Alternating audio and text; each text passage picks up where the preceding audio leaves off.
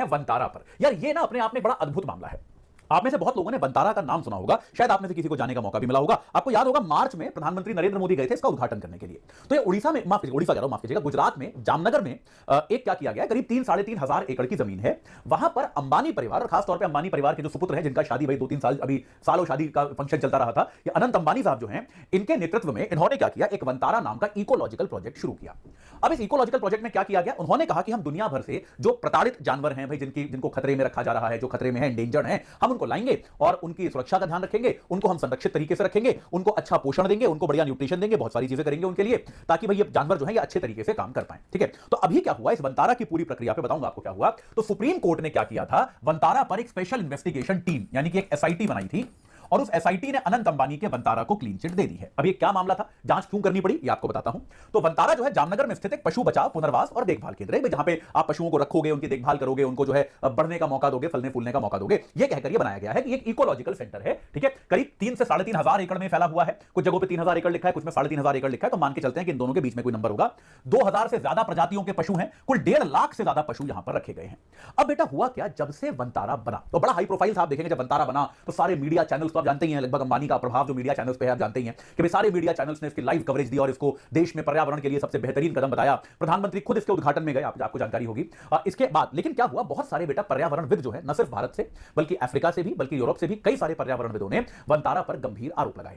वंतारा पर आरोप लगाया गया सबसे पहला कि भाई यहां पर क्या है, जो वैश्विक नस्ल के पशु हैं वो गैर कानूनी तरीके से लाए गए हैं। तो अफ्रीका के कई सारे देशों की पर्यावरण एजेंसियों ने अपनी अपनी सरकारों से मांग करी कि भैया अफ्रीका से उठा के जो पशु वंतारा भेजे गए हैं, इनके भेजे जाने की प्रक्रिया की जांच की जाए कि क्या ये कानून सम्मत तरीके से ही भेजे गए हैं। कानून के माध्यम से आप जिस तरीके से पशुओं का ट्रांसफर एक देश से दूसरे देश कर सकते हो, क्या उन सारे कानूनों का पालन वंतारा के मामले में हुआ है या फिर नहीं हुआ है। ये एक चीज जो है ये आपको बताने की आवश्यकता है। इस एक चीज के बारे में आपको जांच करनी चाहिए। ये एक बात इन्होंने कही। ठीक है, ये एक चीज की मांग इन्होंने करी कि आप जो है भाई, एक पहला आरोप तो ये लगा कि पशु जो आपके यहां आते हैं वो आप गैर कानूनी तरीके से पशुओं को लेकर आते हो। ठीक है, इसके अलावा यह कहा जा रहा है कि यार अगर मान लो कोई स्पीशीज जो है, कोई पशुओं की प्रजाति जो है वो एंडेंजर्ड है, वो खतरे में है, तो उस पशुओं की प्रजाति के संरक्षण का काम आप प्राइवेट व्यक्ति को कैसे दे सकते हो। भाई उसके संरक्षण का काम जो है सरकार को करना चाहिए। अगर कोई पशु प्रजाति खतरे में भी है, संकट में भी है, तो उसको उसके बचाव का काम जो है वो सरकार का होना चाहिए। इसमें निजी पक्ष जो है वो ज्यादा से ज्यादा सहयोग कर सकता है। लेकिन एक निजी पार्टी ने पूरा एक संस्थान बना दिया, सब कुछ बना दिया, आपसे वही पशु का संरक्षण करेगी, क्या यह उचित है? क्योंकि भाई पर्यावरण तो एक सबकी साझी संपत्ति है ना। तो क्या इसमें लीड सरकार को लेनी चाहिए या निजी पक्ष को लेनी चाहिए? इसके अलावा जो कार्बन क्रेडिट का व्यापार है, जल संसाधन के दुरुपयोग, आर्थिक गड़बड़ी के भी दुनिया भर के आरोप वंतारा पे लगाए गए कि भाई इन्होंने क्या किया है, इसको एक इकोलॉजिकल सेंटर दिखा के टैक्स में छूट ली है, जबकि इसमें जो है इतना आर्थिक गड़बड़ी जो होती है ना, आप टैक्स बचाने की कोशिश करते हो कि इसके माध्यम से रिलायंस ग्रुप जो है अपने कार्बन क्रेडिट बढ़ाना चाहता है और उनका वो व्यापार करेगा। जो पानी है, इस क्षेत्र में पानी की कमी है, पानी वंतारा में ट्रांसफर किया जा रहा है, बाकी क्षेत्रों में पानी मिल नहीं पा रहा है। इस तरह के भी आरोप लगाए गए। तो इस तरह के बहुत तरह के आरोप वंतारा पे लगाए गए और वंतारा जो है एक तरह से आरोपों के घेरे में आ गया। अब बेटा एक जो बड़ी चिंता भरी चीज जो होती है ना, वो होती है हमारे देश में खास तौर पर अंबानी परिवार के साथ। आप जब भी उन पर किसी तरह की जांच करें, अचानक से मीडिया जिस तरीके से घबरा जाती है, वो बड़ी चिंता की बात है। मैं आपको एग्जांपल देता हूं। बहुत सारे बेटा जो ये आपके न्यूज वेबसाइट्स हैं, देखो किसी न्यूज चैनल में तो हिम्मत नहीं है कि वो अंबानी परिवार के खिलाफ कोई भी न्यूज दिखा पाए। ये बात एकदम सीधी सीधी है। किसी न्यूज चैनल में हिम्मत नहीं है आज की तारीख में, किसी एक भी नहीं दिखा सकता अंबानी परिवार के खिलाफ एक भी खबर। ठीक है, कुछ प्राइवेट वेबसाइट्स हैं भाई, जो न्यूज वेबसाइट्स हैं, उन्होंने इस पर आर्टिकल छापे। उन सारी की सारी वेबसाइट्स ने यह कहा कि हमने आर्टिकल छापे और हमने देखा अगले दिन हमारी वेबसाइट से वो आर्टिकल डिलीट कर दिए गए। किसी ना किसी तरह से उन आर्टिकल्स को ब्लॉक कर दिया गया।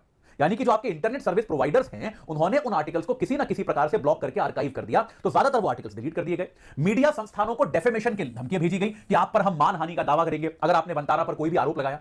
यार आरोप लगाने से मानहानि कब से होने लगी? इसके अलावा एक पत्रकार है, बहुत सारे ऐसे पत्रकार, जैसे एक पत्रकार को मैं फॉलो करता हूं, मैं उनका नाम भूल रहा हूं अभी। वो क्या करती हैं, एक महिला पत्रकार हैं, वो इंस्टाग्राम पे न्यूज बताती हैं, इंस्टाग्राम पे वो जर्नलिज्म करती हैं। तो भाई उन्होंने एक्सक्लूसिवली कोई 10-15 रील्स बनाई थी वंतारा का खुलासा करते हुए कि भाई वंतारा में एग्जैक्टली क्या क्या आरोप हैं। और उन्होंने ऐसा नहीं कि खाली आरोप लगा रही है, वो डेटा दिखा रही है। वो दिखा रही है कि देखो भाई अफ्रीका की सरकार ने ये कहा, यहां पे इस संस्था की रिपोर्ट ये कहती है। ऐसी पत्रकारिता वो सिंपल कर रही थी। कुछ दिनों पहले उनका इंस्टाग्राम अकाउंट ब्लॉक हो गया, उनका इंस्टाग्राम अकाउंट डिलीट कर दिया गया कि कम्युनिटी वार्निंग के बाद उनका इंस्टाग्राम अकाउंट ब्लॉक हो गया। यानी कि एक प्रकार से अपने खिलाफ लगने वाले आरोपों को इस प्रकार से कुचला जा रहा है। तो खैर उसके बाद क्या हुआ भाई, सुप्रीम कोर्ट ने क्या किया भाई, एक इसको लेकर जांच समिति बना दी। एक आपकी जो है सुप्रीम कोर्ट के फॉर्मर जज हुआ करते थे जे चेलमेश्वर साहब, चेलमेश्वर की अध्यक्षता में एक समिति बना दी और उस समिति ने एक एसआईटी बना दी। एसआईटी ने इसकी जांच की और जैसा कि सबको उम्मीद थी, भारत में होता है, एसआईटी ने अपनी जांच में वंतारा को पूरी तरह से निर्दोष पाया। उन्होंने कहा कि वंतारा पर लगे सभी आरोप पूरी तरह से गलत हैं, इसमें कोई सत्यता नहीं है। उससे भी हैरानी की बात जानते हो क्या है, कुछ न्यूज चैनल्स ने इसको रिपोर्ट कैसे किया है।